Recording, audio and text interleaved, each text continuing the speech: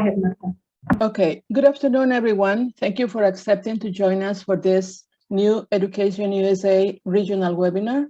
I'm Marta Carranza. I am an Education USA advisor in El Salvador. And before we start with the presentation, I want to talk about what Education USA is. Can you show the next slide, please? Well, Education USA is the official source of information about higher education in the industry, and that is how to conquer the Common App, conquering the Common App.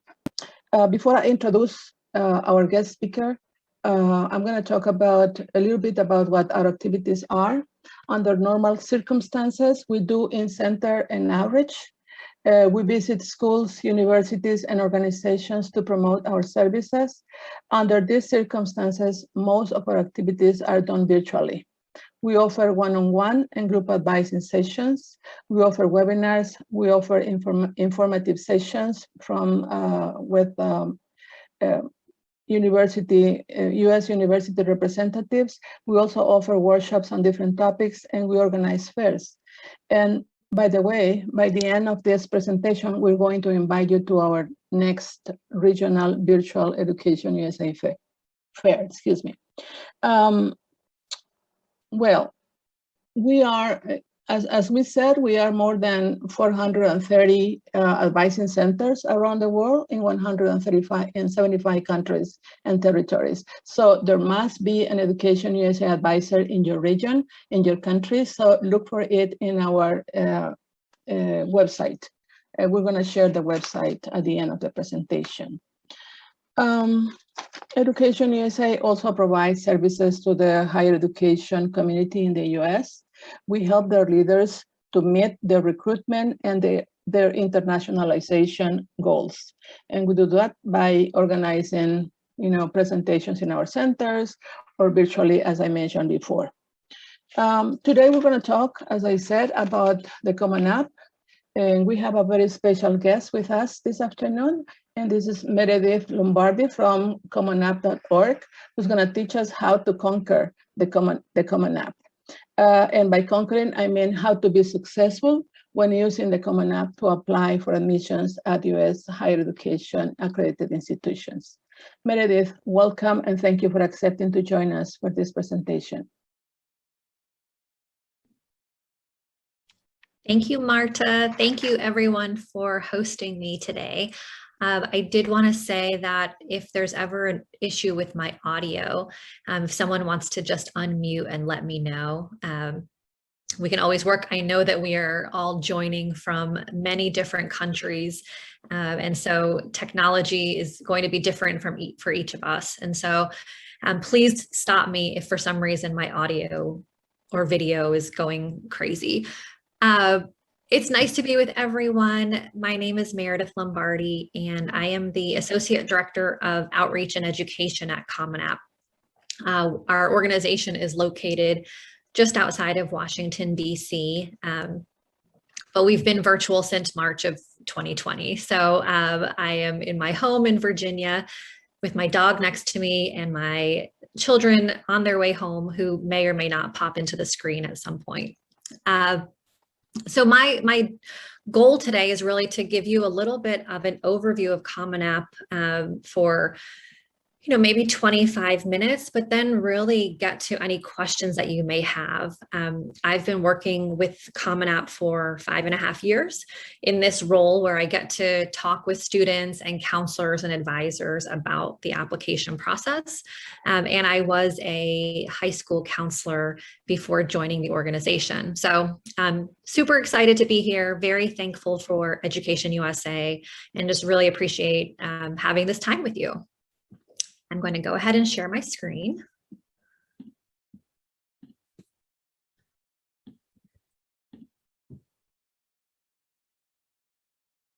All right. Again, if you can't see anything or hear, please let me know. Quick agenda. I'll just, talk about why you may want to use the Common App, how you can approach the different sections of the application, where you can find tools that you can use, and then again, get to your questions. Throughout the presentation, if I say something that you want me to go into more detail about during the question time, feel free to put that into the Q&A portion of Zoom so that we can then get to that question at the end. I always just like to start these conversations with, what excites you about going to college? What brought you here to come to this conversation with Common App and Education USA in terms of wanting to study in the United States and go off to another country? I think that this process can be overwhelming at times, but if you can have this reason behind why you're going to pursue higher education in the US or elsewhere, it will help get you through some of the more tedious parts of the process. So why would you want to come to Common App? And who are we? As an organization, we have been around for quite a while. If you see here, the organization started in 1975. We are a membership organization of colleges and universities. So the idea back in 1975 was, could students fill out one application information and then send it to multiple institutions and not have to repeat the same information over and over? It was paper back in 1975. It was in 1998 that we actually moved to an online system. So it has been over 20 years as an online system, but as a membership organization of colleges, each year, more and more do join the organization. So we currently have over 950 colleges and universities. This is a visual of the map from this past year of member institutions. So you can kind of see where they're located. So again, over 900 members. We do have member institutions in all 50 US states, plus the District of Columbia and Puerto Rico. And we also have international members. So we're not just, if you create an account and get in there, you are also going to see institutions that are located outside of the United States in 19 countries. This visual, I'm going to show you like where you can find the different institutions that are part of Common App, because it is important to note that not all schools are on the Common App. So a good example is the public schools in California. So the University of California system, as well as the Cal State system, they are not current members of the Common Application. And so you may find sometimes that you are applying to some schools through Common App and then to some schools on another application platform. I mentioned that we grow every year. This year is no exception. We have over 50 new colleges that joined Common App as of August 1st. August 1st is kind of that the date when the new application cycle starts each year. So on August 1st, new institutions joined and are now part of the Common App membership, and students can apply to these schools. It's a diverse list of schools. On the right-hand side on this slide, I'm showing you just some of the institutions. So this is not a list of 50 institutions, but these are some of those public institutions that are in the different states around the United States. And notably, the full system of Illinois schools did join Common App this year. If you do want to see the full list of new schools, you can go to our blog at commonapp.org/blog, and there is a blog post that will give you the full list of new members. In terms of where students are coming from who use the application, so there are over 1 million students who submit at least one application each year through Common App. Majority of them are US students. 91% of those 1 million students. But then we have 9% of applicants who are coming from over 200 countries and territories around the world. I show you the top 10 list, and then I'm showing you kind of the top 5 in some countries that you may be coming from.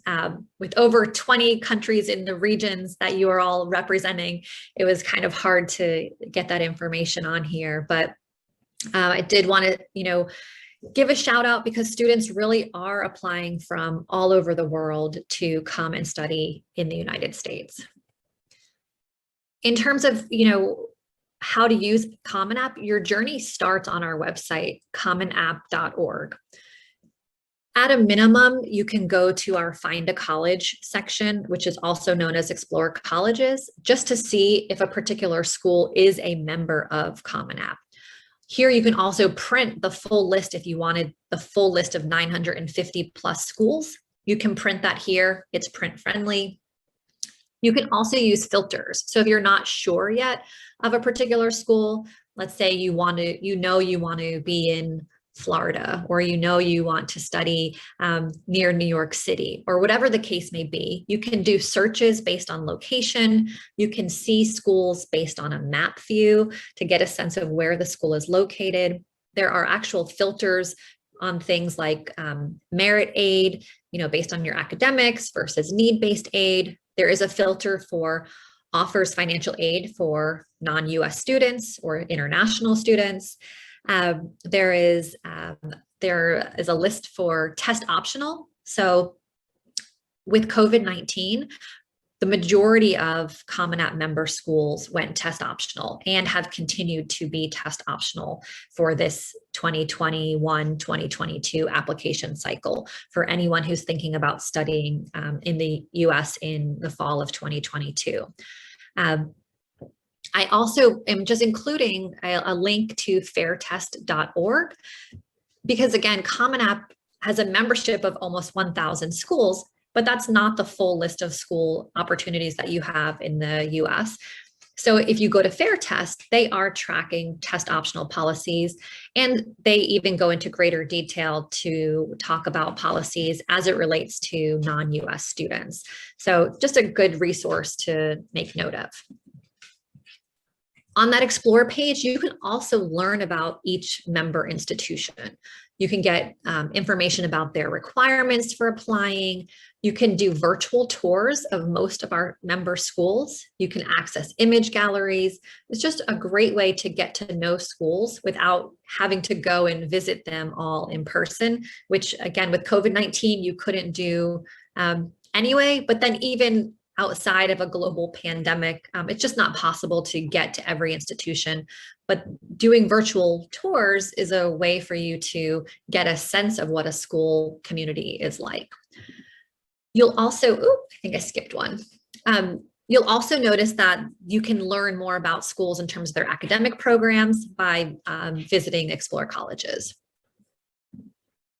All right, so here I wanted to kind of now jump into the application.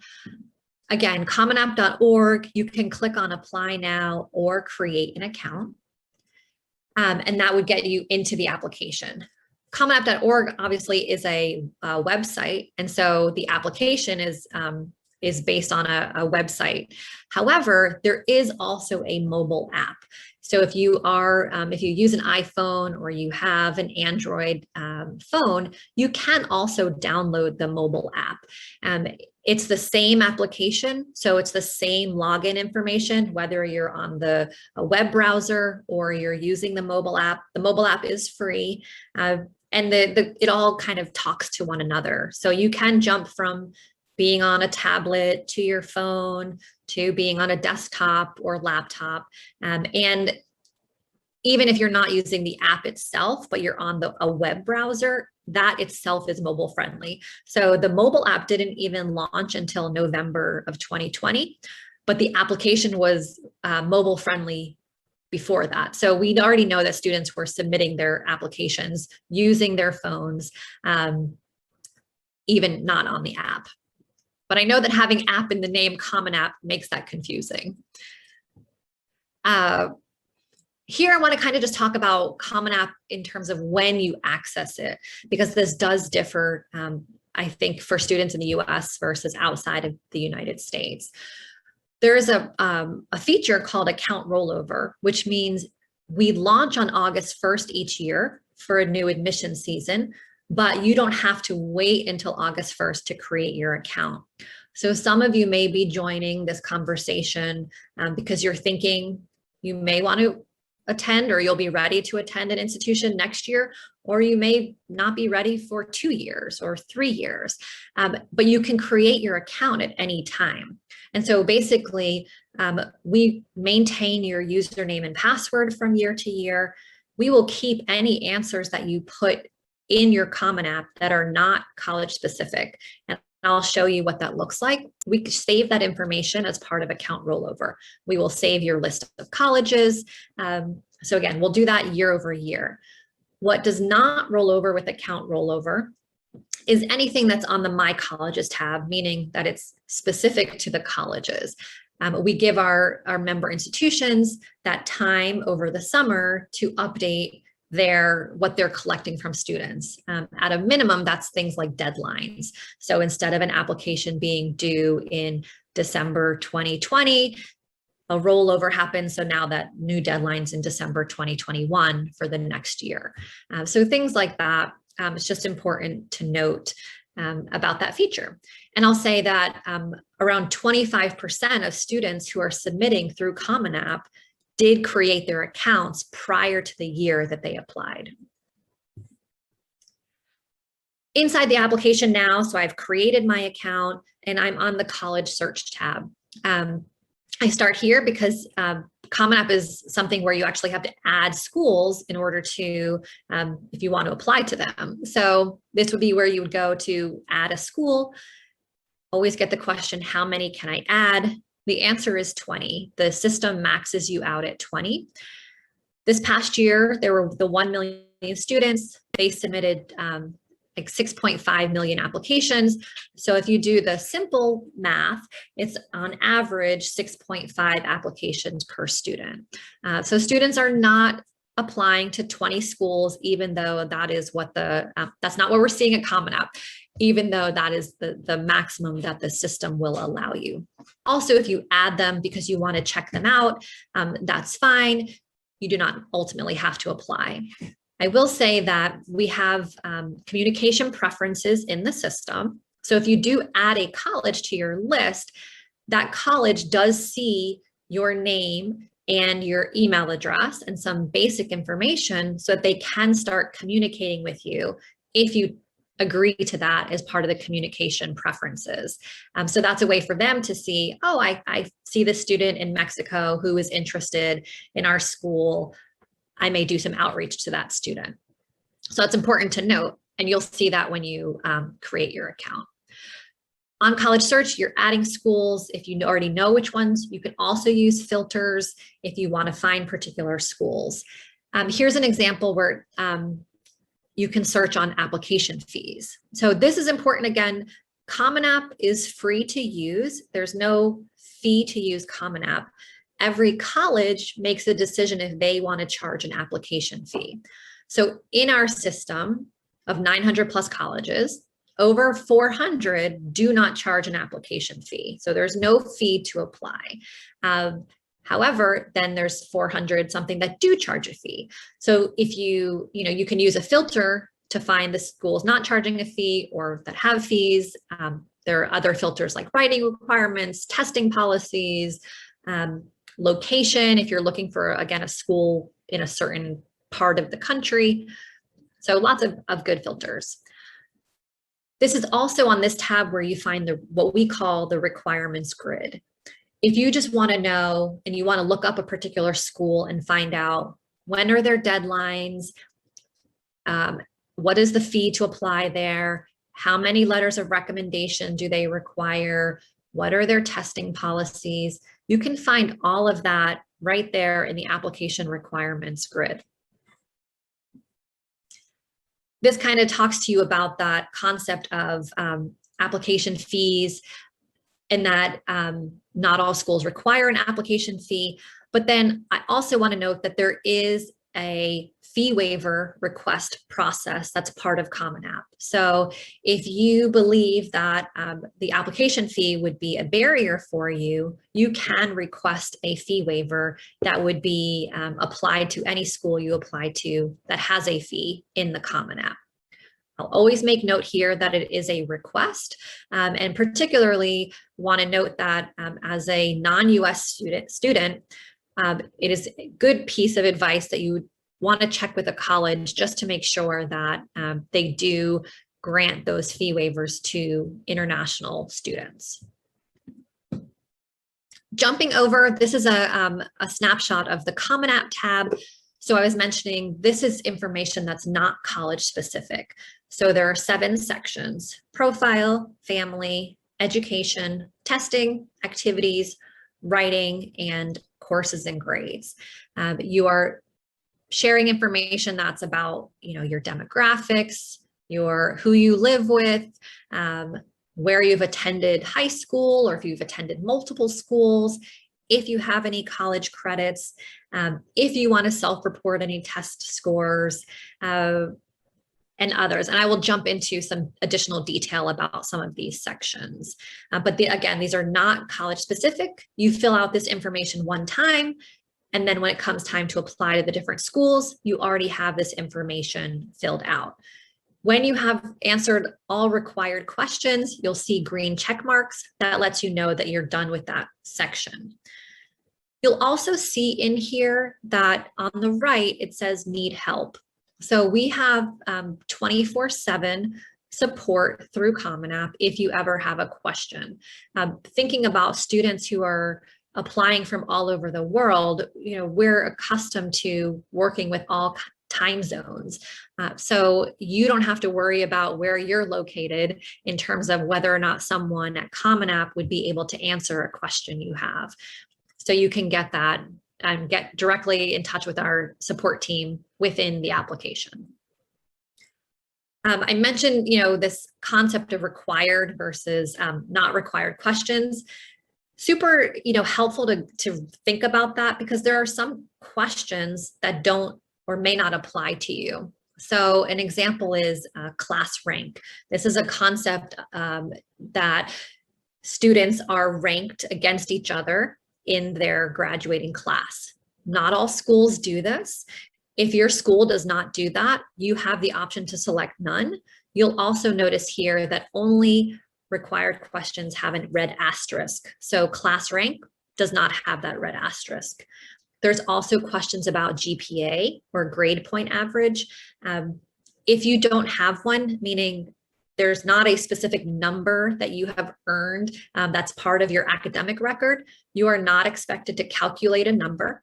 You, again, can leave this blank, but we know that there are some terms in here that are really geared towards US students that may not apply to you.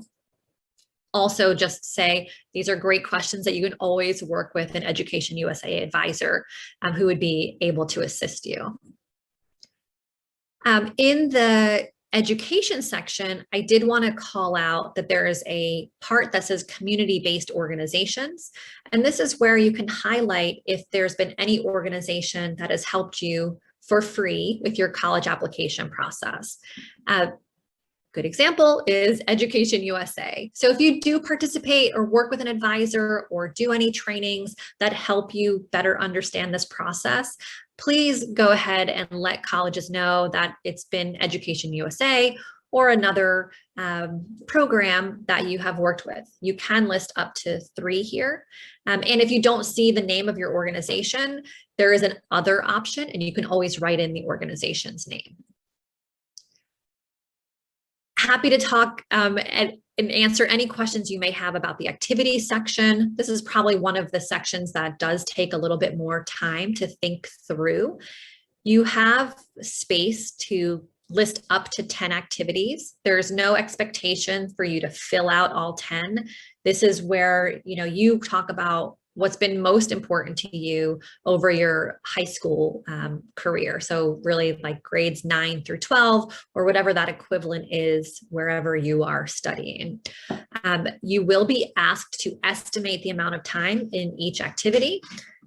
That is a true estimation. And that also sometimes you need some support working through, but recognize that colleges know they're not looking for an exact number of hours. They're just trying to get a sense of, is this something that you do for part of the year, for the full year? Was it something that you did one time on a Saturday, but it really had a huge impact on you personally?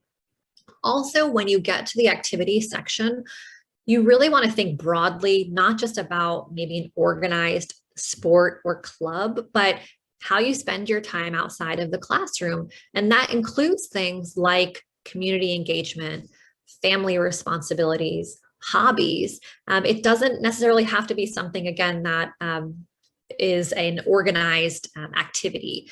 So just helping colleges get to know you better. That is the purpose in this activity section. This is what it looks like when you're actually trying to put in the information about time spent.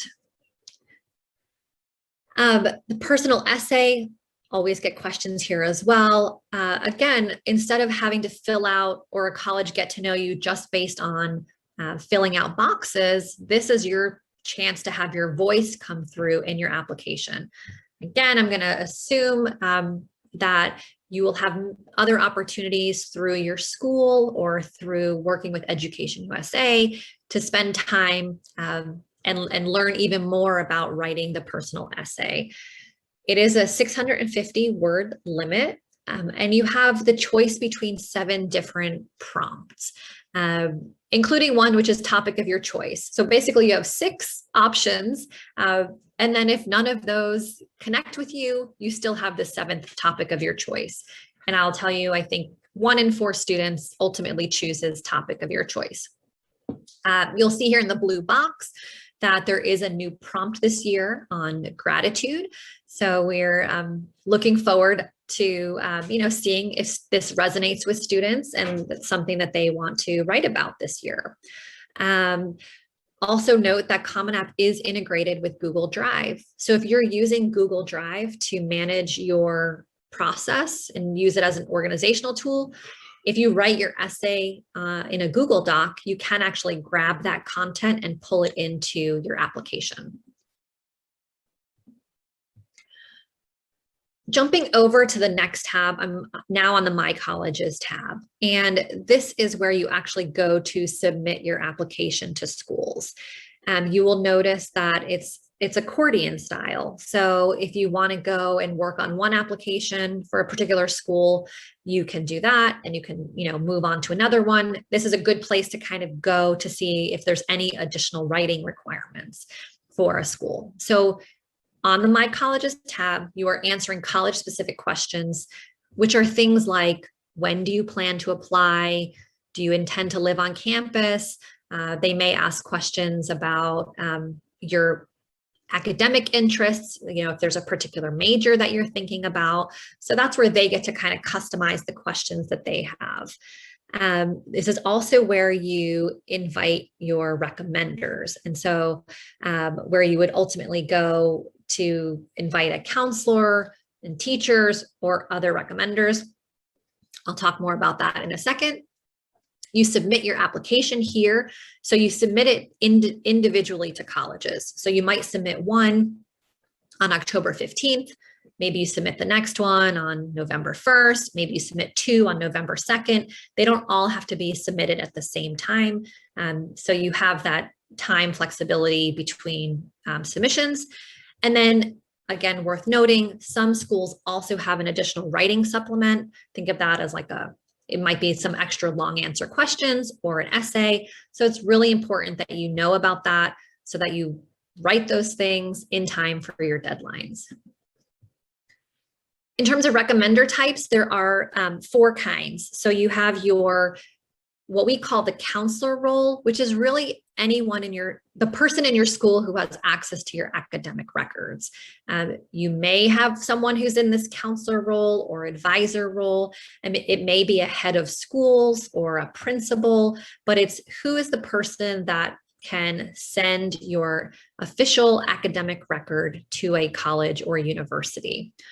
That person is also asked to write a letter of recommendation, but it's not always required.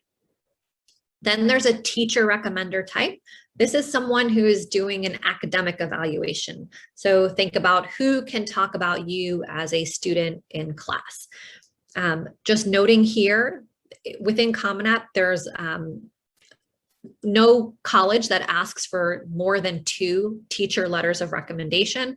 For those that require a letter, I would say it's more common that they require one teacher letter of recommendation. And you'll see here, just based on percentages, that it's 34%. So like 1 in 3 colleges that actually require a teacher letter of recommendation. Third recommender type is an other recommender. This might be someone that you work for, let's say an employer, or it could be an advisor that you work with. That's not, someone that's in your in that counselor or teacher role. It could be a principal if they're, again, separate from that counselor role. And so it's really up to you. It's completely optional. A lot of schools do not accept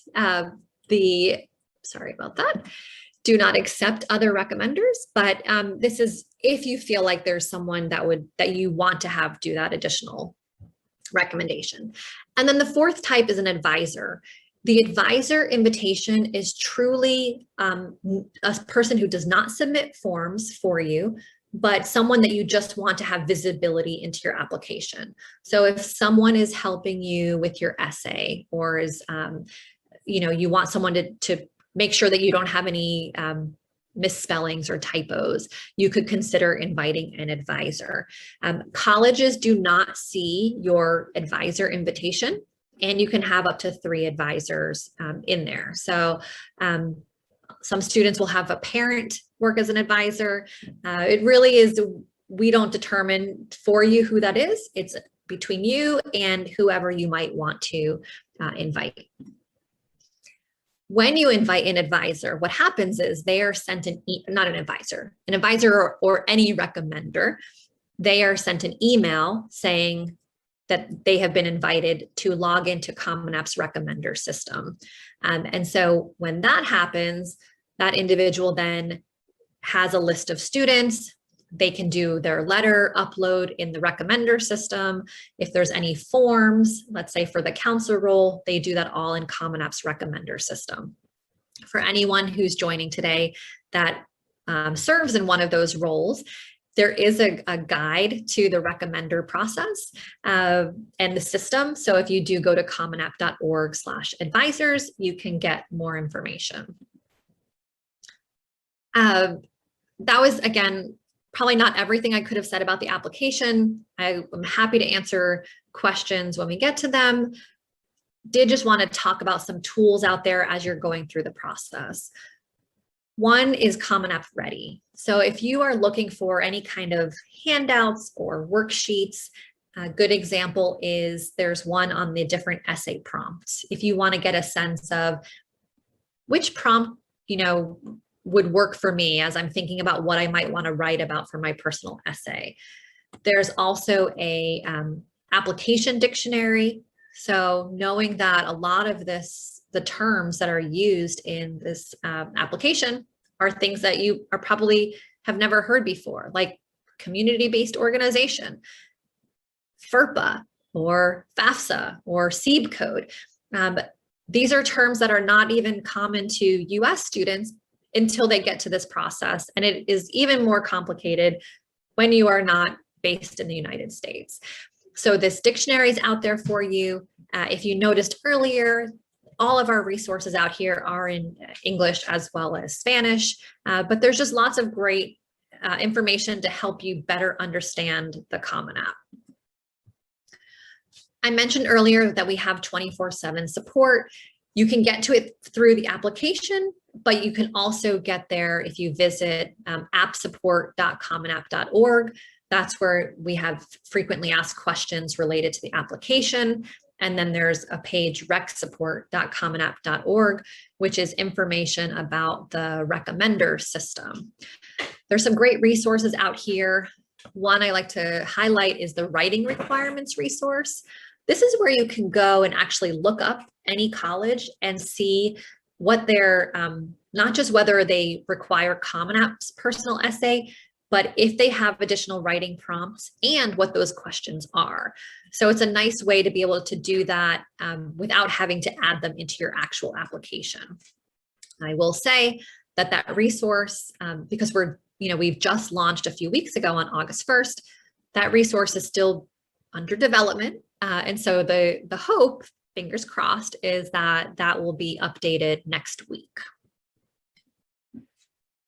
Also just like to kind of help people connect that Reach Higher, which was an initiative that former First Lady Michelle Obama started when the Obamas were in the White House. So this was in 2015. This initiative of encouraging students to pursue education after high school, her initiative became part of Common App in 2019. So the team that I sit on at Common App as Access and Equity includes all of the initiatives that we do through Reach Higher. And there have been some really great resources and continue to have great resources that are put out through our Reach Higher side of things. So one, a few years ago, there was a student's guide to your first year of college put out in collaboration with YouTube. And then in the year of COVID, so beginning of 2019 into 2020, there was a collaboration with Instagram following for students in their first year of college, including their transition during COVID-19. So we continue to put resources out there. Just wanted to let you know, and this brings me to our presence on social media. Even this slide is outdated because the Reach Higher brand, when they do student-facing content, it comes under Better Make Room. And our Better Make Room team does also have a TikTok account. So if you are on TikTok or any of these platforms and you want to connect with us, we're always loving to see your stories, wanting to lift up any story that you want to share. And we're also putting out just tips and best practices about the process. With that, I would love to open it up to questions that may have come in, and I am going to go ahead and stop sharing my screen. Okay, give me a minute, please. I'm trying to open the link where the questions are. Just a second.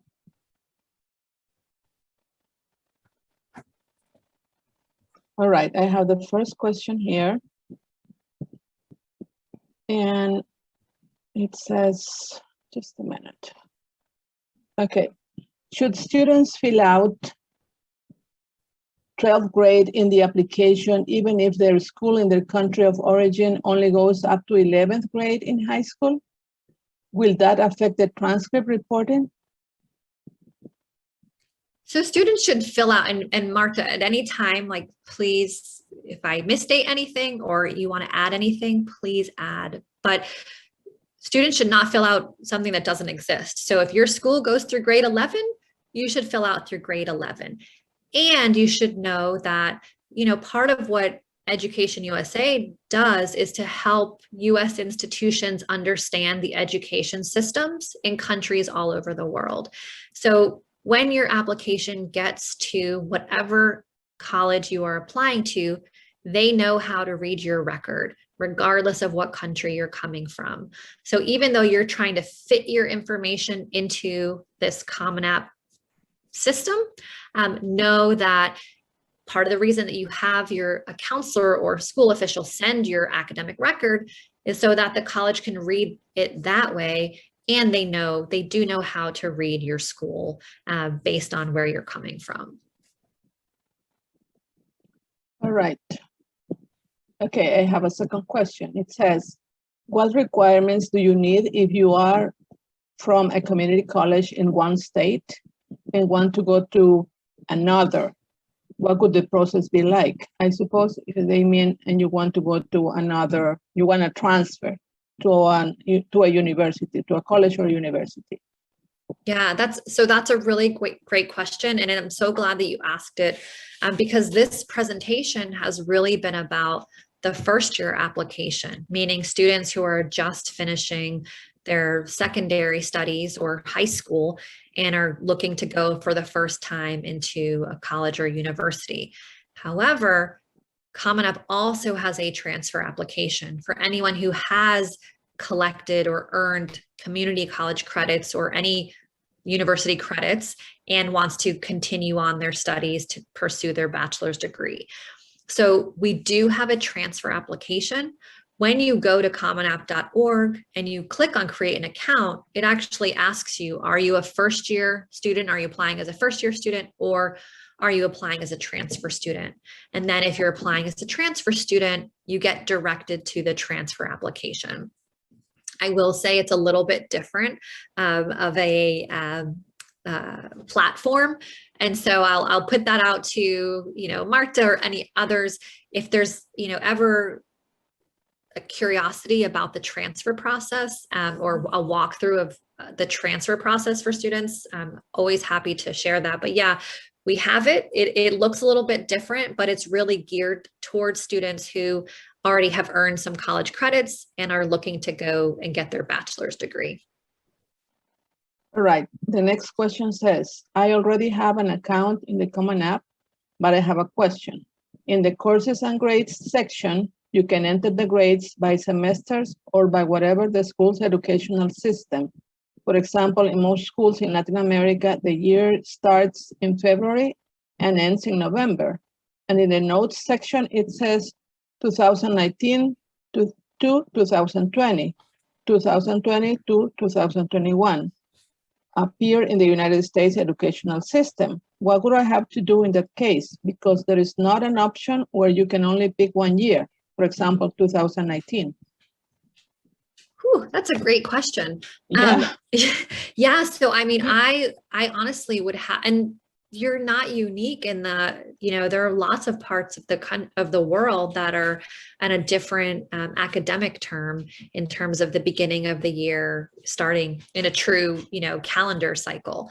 I honestly can say, I'm going to put the app support email address in our website or in the chat. And then, so I would reach out to them to see if they have any FAQs to guide you with that. But it's also feedback for me to take to our UX team. Right before I know that doesn't really help you right in the moment, but I just want to say right before I stopped sharing my screen, there was a link to our ideas portal. And that's because there's always room with technology for improving things. And if this as an example in the courses and grades, if it's showing years, but the years don't connect with the academic terms that you are under, that can be very confusing in terms of how you fill that out. So I will start with reach out to our solution center, see if they have recommendations. And then I also will bring that back as feedback to our UX team. All right, we have a long list of questions, Meredith. I'm ready. I'm ready. I'm here. Okay. Question number 4.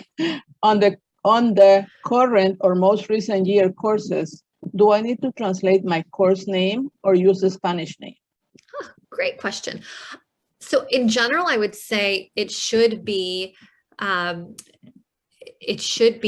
English because you are supposed to send your academic records in English to the universities when they are reviewing your records. Mm-hmm. Okay, next question.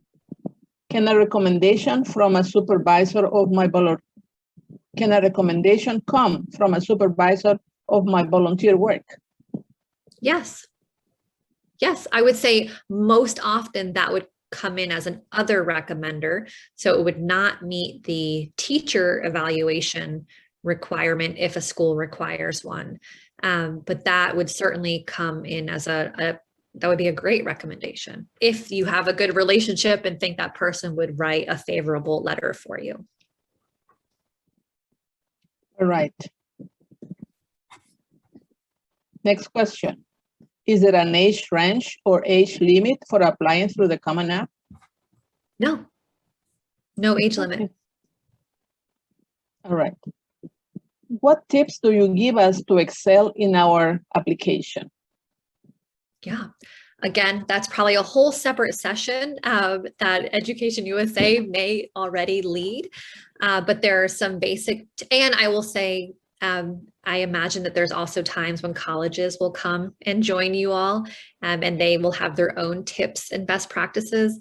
I think some things that jump to the top of my head for me is in terms of, and things that I've heard from other colleges talk about, be yourself. This is not about trying to impress. It's really just trying to help colleges get to know you. When you're writing your essay or anything in the application, use language that you would normally use, which I know is hard, especially if English is not your first language, but they're not looking for you to write in a language in words that you would not use normally in your everyday conversations. So be yourself, pick an essay that's exciting to you. Don't pick an essay that you think a college wants to hear. Proofread, again, especially if you're writing in with English as your second or other language, just checking for some typos that may happen, having someone else look at it. I really do think if you can take advantage of the advisor role, so just someone else having that another eye on your application, I think can be helpful. Anything you want to add, Marta? Yes. Well, it is important that you have someone to support your application, of course. Yes, and having an advisor read or proofread something, it's great. I think we could do that. We cannot write it for you, but we can, make suggestions on how to make it, clear. Mm-hmm. Okay, I have one question. This is very interesting. It says, what if due to the pandemic, I'm not allowed to do any social work or any extracurricular activities outside the school? How can I prove that? What can I do? Yes. And so I don't know if I skipped that slide or and tell me my internet, can you hear me okay? Yes. Okay, it was saying my internet was unstable. So there is a question, I don't know where that slide went. There is a question, thank you for asking this, whoever asked the question. There is a question in the application that is called a community disruption question. And so it says COVID-19, it includes COVID-19 as well as things like natural disasters. So, especially with everyone coming from different parts, there are tragedies that happen like hurricanes and tropical storms and unrest that have an impact on you individually and on your community. And this question is there for you to address those things. It is not an essay, so it's there just for you to say things exactly like your question was. I would have normally done this activity, but I could not because of COVID-19. I would have taken these courses, but I couldn't. I couldn't do this activity because I had to pick up a job to support my family because a parent lost their job during COVID-19. Anything like that, where COVID-19 or any natural disaster, community disruption may have had an impact on what you normally would have done, you can use that question. It is found in the writing section. So where that personal essay lives, there's also an additional information part, and that COVID-19 question lives there. Again, it's optional. You don't have to use it, but it is exactly that space for you to talk about those things. Do they need, this is from me, do they need a letter from the school saying that happened? No, but to that point, Marta, I must have just clicked too fast when I was talking, because counselors are also asked in their parts of their forms to talk about the impact of COVID-19 or, again, community disruption. So thinking about, again, weather-related incidents where there's been large impact of loss of internet access or power, those types of things can also be discussed from the counselor in terms of the impact to the school and community. All right, here's another one. Which universities in the Common App offer a scholarship for international students? Yeah, I would say probably all of them. Again, there is that filter on the on our website specifically for schools that have indicated that they offer aid for international students. But also, and I didn't mention this, in the application, there's a financial aid resources tab. And on that tab, any school that you list that you say you want to apply to through Common App, you get a direct link to their financial aid website. If you go there, you can then search for, financial aid or scholarships for international students, and they will have information on their websites. But I would say almost all. I don't know of a single school that doesn't have some scholarship money for international students. Okay. How does the Ferpa authorization form work? Yes. Okay. So FERPA, which is a U.S. law, stands for the Family Educational Rights and Privacy Act. And basically what we are doing at Common App is saying, do you, student, give permission to people at your school to send forms that relate to your academic record? Do you give permission to those individuals? So you are doing an authorization. You're basically saying, yes, I'm okay with whoever I designate as my counselor to mail a copy of my academic record to these colleges and universities. And that includes then, I'm giving permission to my teachers to send these letters of recommendation. That's the first part, which is the authorization. The second part, which can be confusing, is whether or not you waive your FERPA rights. And this really means because your letters of recommendation become part of your record at a college that you apply to, you are asked to waive your right to go and ask the college if you can read those letters. That's the simplest way to put it.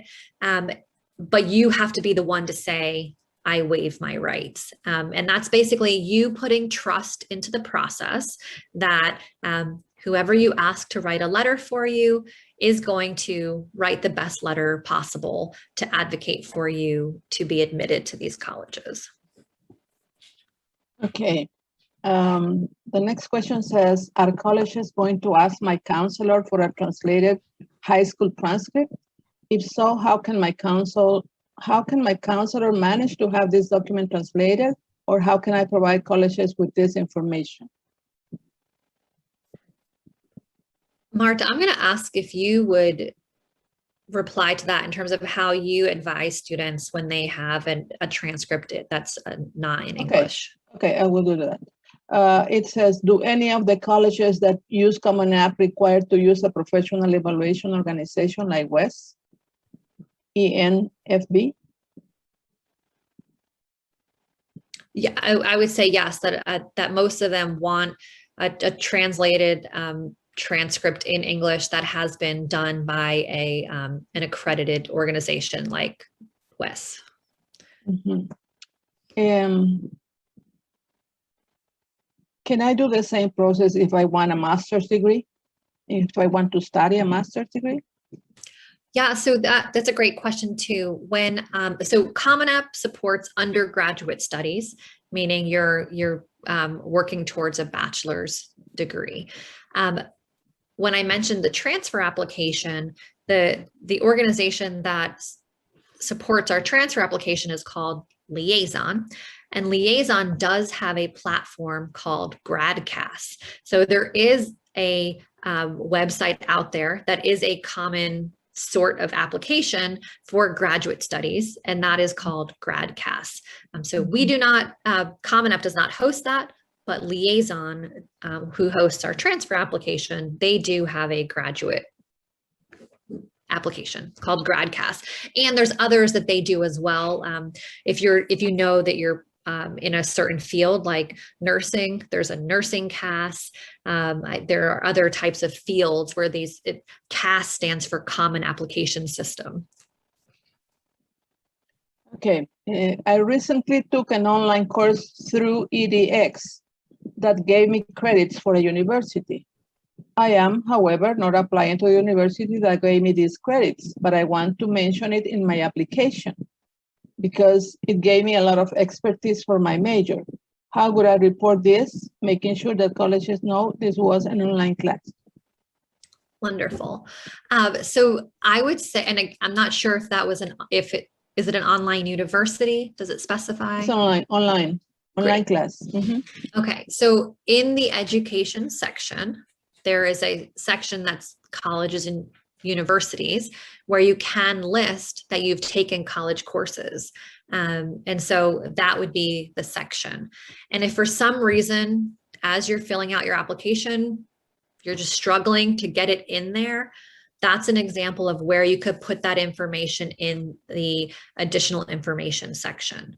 So I believe it will fit for you in the education section, but if not, and you still want to get it in there, and I agree, I think that you should, then you can put that in the additional information section. Okay, I think this is almost the last question. We only have two more. I am going to graduate at age 16. Can I apply to universities or I need to be older?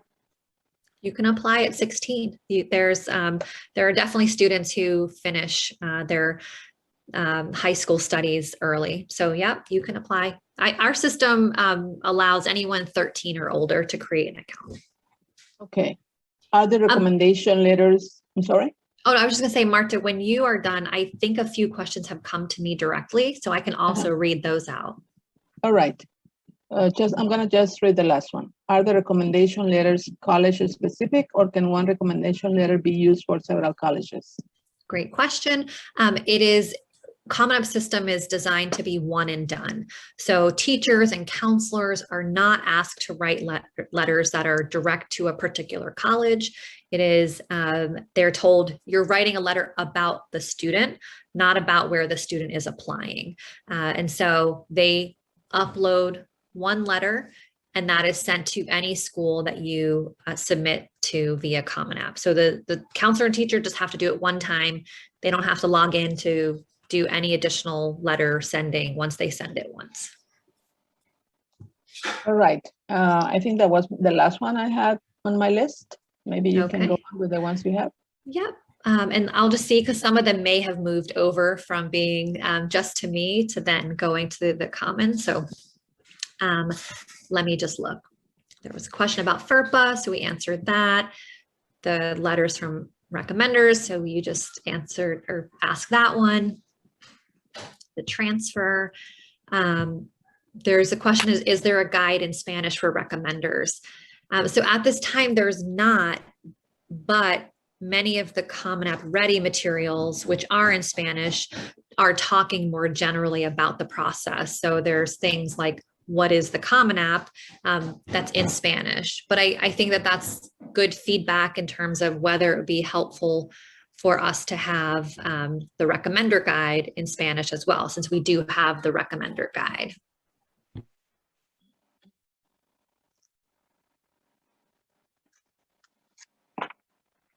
There's a question, can a teacher from an academic related extracurricular activity I participated in qualify for the teacher recommendation letter? I would say it depends. There are some questions that just ask about, how you perform in the classroom. And so if that individual can talk about you in terms of contributions to class conversations, intellectual curiosity, some of those questions that are, again, specific to your performance as a student, then yes, I think that they could be a recommender.